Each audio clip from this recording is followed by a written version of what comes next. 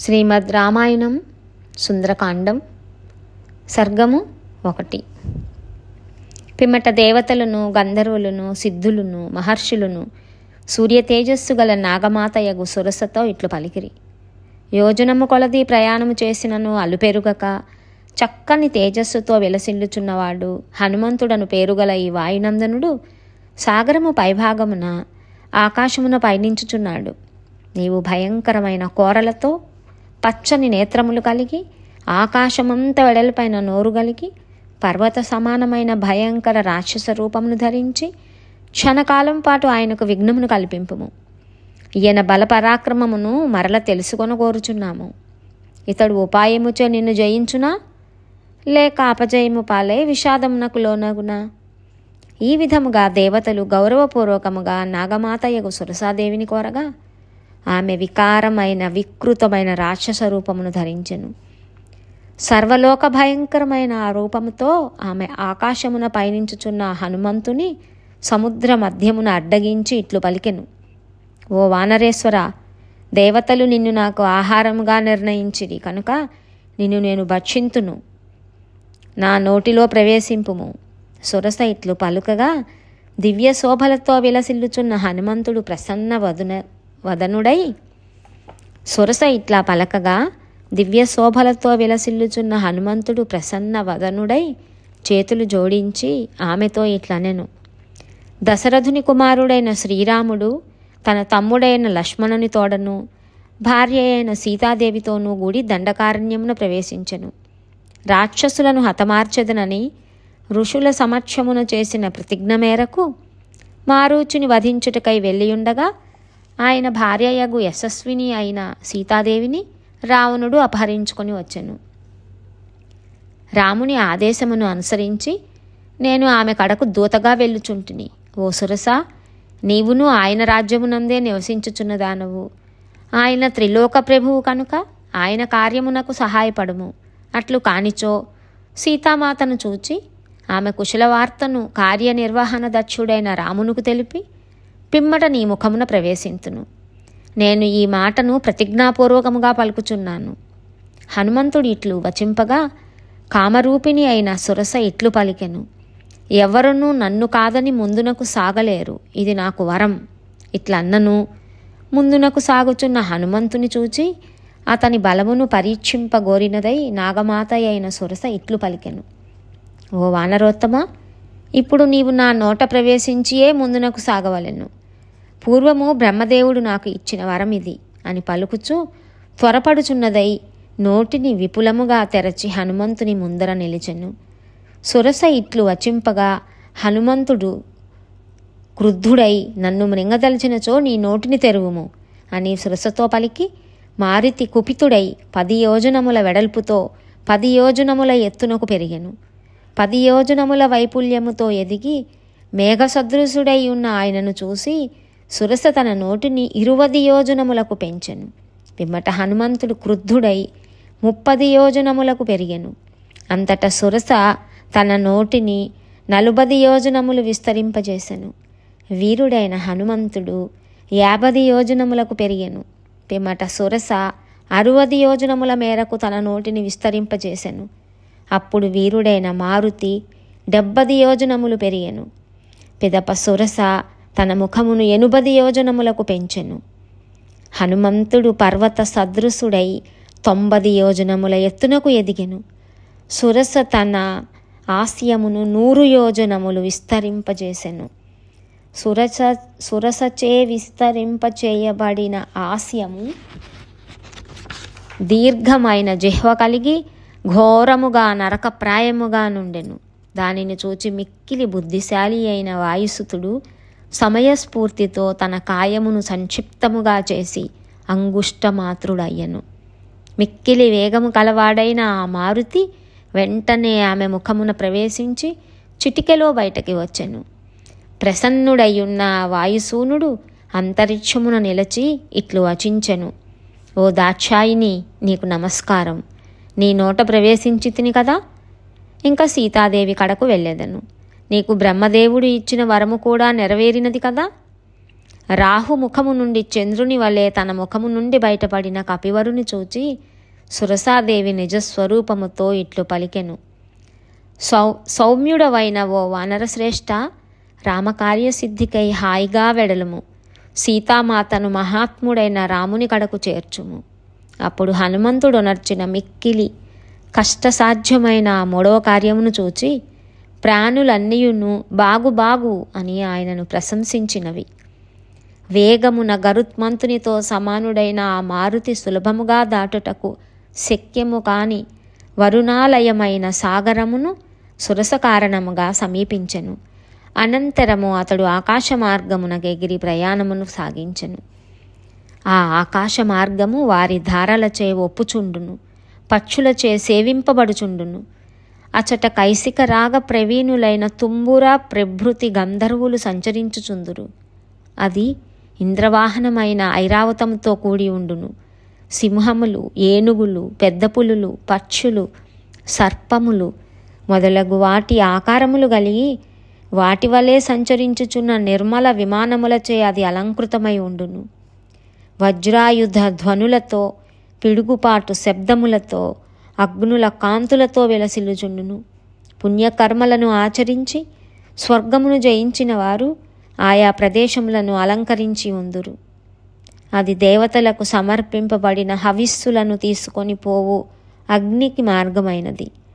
అందు సూర్యచంద్రులు, తదితర గ్రహములు, అశ్విని మొదలగు నక్షత్రములు, తారాగణములు మనోహరముగా వెలసిల్లుచుండును.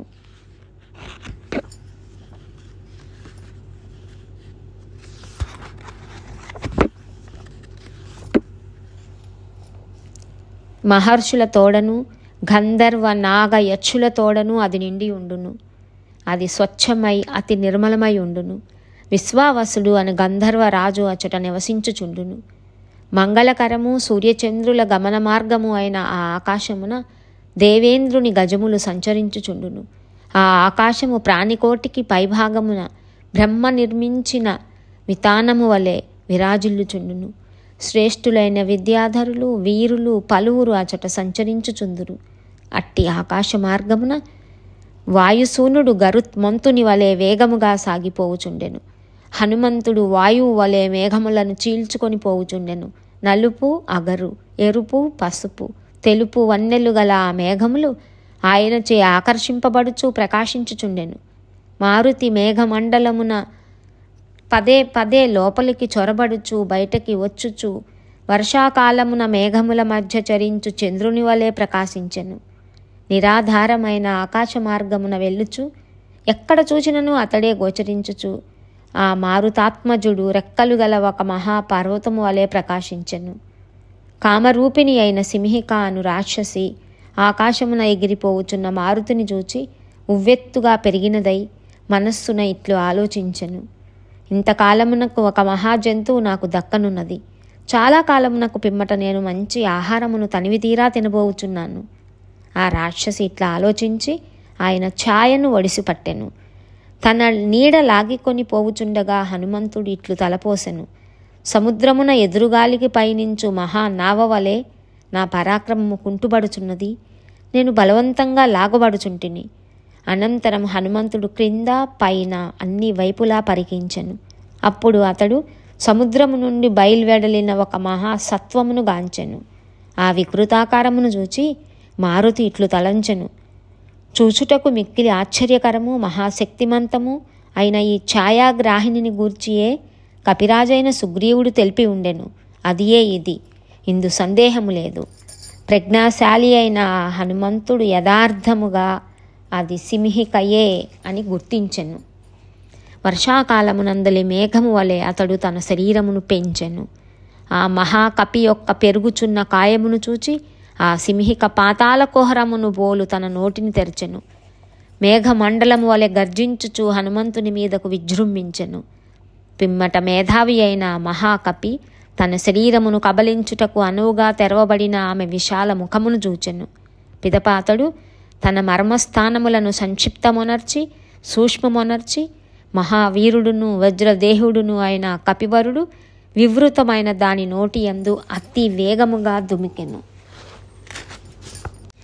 పున్నమి నాడు రాహువుచే గ్రసింపబడుచున్న పూర్ణచంద్రుని వలె ఆమె ముఖమున మునిగిపోవుచున్న హనుమంతుని సిద్ధచారణులు చూచిరి. పిమ్మట వానరేంద్రుడు తన వాడి గోలతో సింహిక యొక్క ఆయువు పట్టులను చీల్చి చెండాడెను. వెంటనే మనోవేగముతో ఆకాశమునకు ఎగిరెను. మహాప్రజ్ఞాశాలి అయిన హనుమంతుడు సమయస్ఫూర్తితోనూ ధైర్యంతోనూ పటుత్వముతోడను ఆ సింహికను రూపుమాపి మరల వేగముగా పెరిగి ఆకాశమునకు ఎగిరి ముందునకు సాగెను. హనుమంతుడు ఆమె గుండెలను చీల్చివేయగా ఆ సింహిక ఆర్తయ్యై సముద్రమున పడిపోయెను. హనుమంతుడు సింహికను హతమార్చుటయు బ్రహ్మ సంకల్పములోని భాగమే కదా. హనుమంతుని చేతిలో క్షణములో గతాసువై సముద్ర జలముల పాలైన సింహికనుగాంచి ఆకాశమున చరించు సిద్ధ గంధర్వాదులందరూ ఆ కపివరునితో ఇట్లనిరి, ఈ మహాప్రాణిని హతమార్చి నీవు ఒక అద్భుత కార్యమును సాధించితివి. ఓ వానరోత్తమ, నీకు ఇష్టమైన మంగళకరమైన కార్యమును సాధింపుము. నీవలే గట్టి ధైర్యం, దూరదృష్టి, సమయస్ఫూర్తి, పటుత్వము కలవాడు తన కార్యసిద్ధియందు ఎన్నడూనూ వైఫల్యమును పొందడు. పూజ్యుడైన హనుమంతుడు తాను ముందుగా చేపట్టి ఉన్న సీతాన్వేషణ కార్యమును సాధింపదలచినవాడై గంధర్వాదులచే గౌరవింపబడెను. అనంతరం ఆకాశ మార్గమున గరుత్మంతుని వలె ముందునకు సాగెను.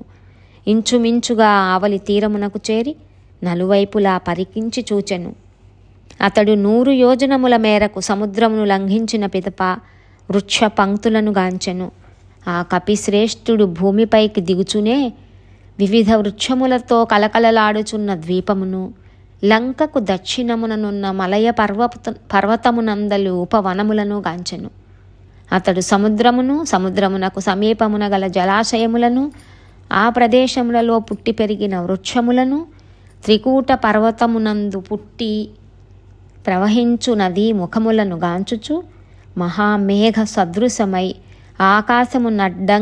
ఆకాశమును అడ్డగించుచున్నట్లు ఒప్పుచున్న తన శరీరమును చూచి ప్రతిభామూర్తియగు అతడు ఇట్లా ఆలోచించెను, నా పెద్ద శరీరమును అమిత వేగమును చూచినచో రాక్షసులందరూ సంభ్రమాశ్చర్యములకు లోనగుదురు. ఇట్లా ఆలోచించి పర్వతముతో సమానమగు తన శరీరమును కుదించుకొనెను. జితేంద్రియుడు మోహము తొలగిన పిదప ఆత్మజ్ఞాని అయి స్వస్వరూపమును పొందినట్లు హనుమంతుడు మరల స్వస్వరూపస్థితుడాయను.